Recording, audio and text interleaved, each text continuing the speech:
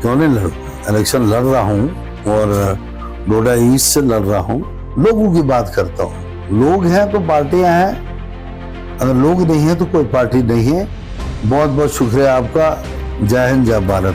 नमस्कार, मैं राजकुमार और आप सबने देखना शुरू कर दिया है द न्यूज रूम 24 आवाज।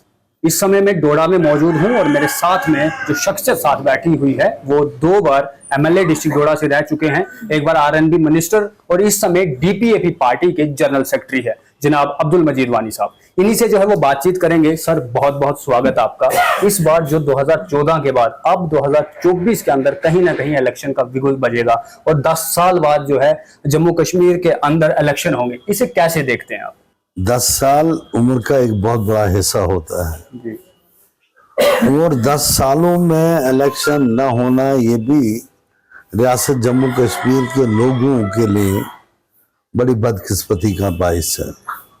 क्योंकि कहने वाले कहते हैं हमने तरक्की की, तामीर की, किस हद तक की, लोग इससे वाकिफ हैं और आया है सब सूरताल। लेकिन 2014 में आखिरी बार इलेक्शन हुए थे और 24 में अब दोबारा हो रहे हैं। चलो फिर भी देर आयत दुरुस्त आयत, और आज याद कहीं आंख खुल गई। उसे इलेक्शन कमीशन ऑफ इंडिया ने अपना एक डिसीजन लिया, एक फैसला लिया कि हमने इलेक्शन करवाने चाहे सूरत कोई भी हो। कभी अप्रीहेंशन थी पॉलिटिकल पार्टीज को कि हालात कहीं मिलिटेंसी का दबाव फिर से ना आए, या जबकि एनकाउंटर्स हुए, लेकिन उसमें इलेक्शन कमीशन और सिक्योरिटी फोर्सेस ने एक दिलाना एक फैसला जो लिया सरकार का हदूद के अंदर, तो ये एक बहुत बड़ा फैसला था। और इसमें यह है कि लोगों के नुकसान इन 10 सालों में हुए। जो तारीम, जो तरक्की और तामीर के हदूद थे वहां तक न पहुंच सके। तो ये होता है कि अब ये है कि देर आए दुरुस्त आए। चलो अब देखेगी कि लोगों को मौका तो मिल गया। डोडा के अंदर डिलिमिटेशन हुआ, आप भी जानते हैं, डोडा ईस्ट डोडा भी वेस्ट बन गया। तो आप कहां से जो है वो इलेक्शन लड़ने वाले हैं, या क्या इस बार अब्दुल मजीद वानी जो है वो इलेक्शन लड़ेंगे या नहीं? क्यों नहीं लड़ू, इलेक्शन लड़ रहा हूँ और डोडा ईस्ट से लड़ रहा हूँ। और अगर मौका देंगे कि ये इलेक्शन लड़वाना ये लोगों पब्लिक का काम है। पब्लिक का जो कार्य मैंने 2002 में और 2002 से लेकर 2014 तक किया, वो आया है, वो जमीन पे है। वो सड़कों का जाल हो, तहसीलें हो, डिस्ट्रिक्ट हो, या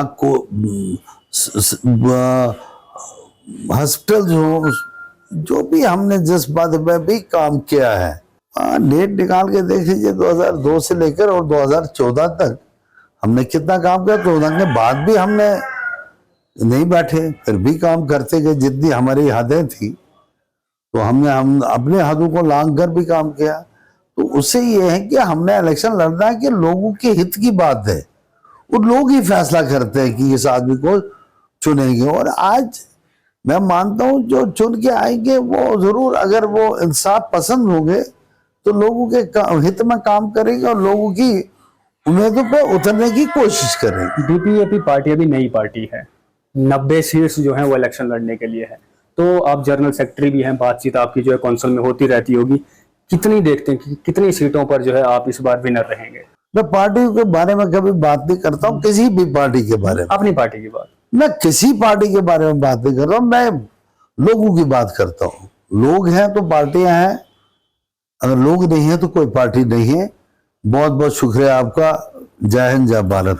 और इसी बीच आप तमाम लोगों को क्या लगता है, क्योंकि ये बात सही भी है कि इलेक्शन जब होने वाले होते हैं तो जनता किसे चुनना चाहती है वो पहले से अपने माइंडसेट में उस लीडर का नाम बना देती है।